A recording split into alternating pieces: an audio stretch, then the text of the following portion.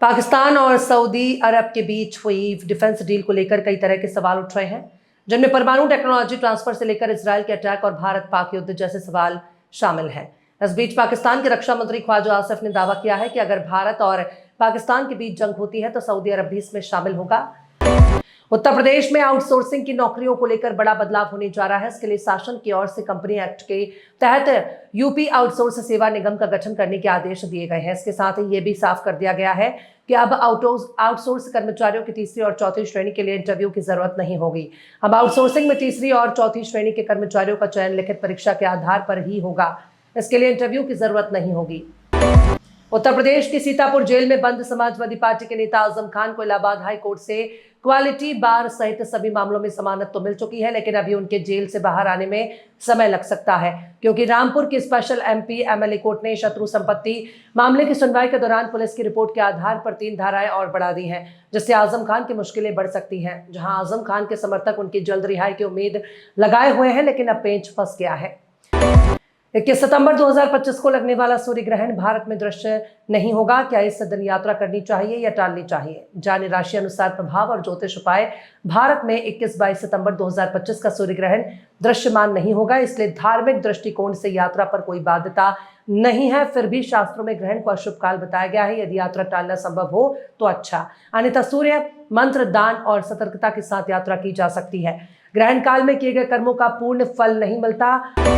देश की इकोनॉमी कितनी तेजी से आगे बढ़ रही है, इसका एक और सबूत सामने आया। दरअसल मर्सिडीज बेंज हरून इंडिया की वेल्थ रिपोर्ट 2025 जारी हो गई है। इससे खुलासा हुआ है कि देश में करोड़पतियों की संख्या में कितनी बड़ी है। लिस्ट से पता चलता है कि भारत के करोड़पति परिवारों की संख्या में लगभग 200% का तगड़ा उछाल आया है। ये संख्या आगे और भी बढ़ सकती है। भारत में मौजूदा समय में 8,71,700 करोड़पति परिवार है।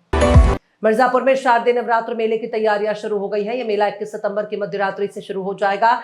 इस मेले में देश भर से लोग बड़ी संख्या में पहुंचते हैं। ऐसे में यात्रियों की सुविधा को देखते हुए उत्तर रेलवे प्रशासन ने भी कमर कस ली है। रेल प्रशासन की ओर से 22 सितंबर से मिर्जापुर से आलमनगर के बीच नवरात्रि मेला स्पेशल ट्रेन चलाई जाएगी। मध्य प्रदेश के पन्ना जिले में एक आदिवासी महिला को 3 कीमती हीरे मिले हैं, जिनकी कीमत लाखों रुपए तक पहुंच सकती है। यह मामला पन्ना की सरकारी खदान का है, जहां महिला ने फरवरी में पट्टा लिया था और 18 सितंबर को इन हीरों को कार्यालय में जमा कराया। अधिकारियों के अनुसार एक हीरा रत्न गुणवत्ता का है, जबकि बाकी 2 थोड़ी कम गुणवत्ता के हैं। अधिकारी ने बताया कि महिला ने फरवरी में खदान का पट्टा लिया था। सिर्फ 1 हफ्ते के भीतर उससे ये हीरे मिले, जिन्हें उसने 18 सितंबर को आकर जमा कराया।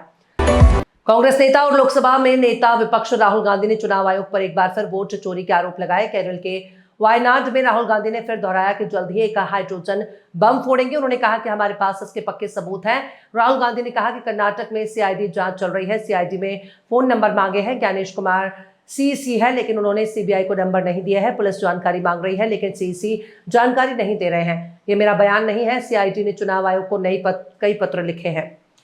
क्रिकेट आयरलैंड को उम्मीद है कि भारतीय क्रिकेट टीम अगले गर्मियों में इंग्लैंड दौरे से पहले उनके साथ क्रिकेट खेलेगी। वो इसको लेकर बीसीसीआई से बातचीत कर रहा है। आपको बता दें कि जुलाई 2026 में टीम इंडिया का इंग्लैंड दौरा है, जहां 5 मैचों की T20 सीरीज के बाद 3 मैचों की वनडे सीरीज खेली जाएगी।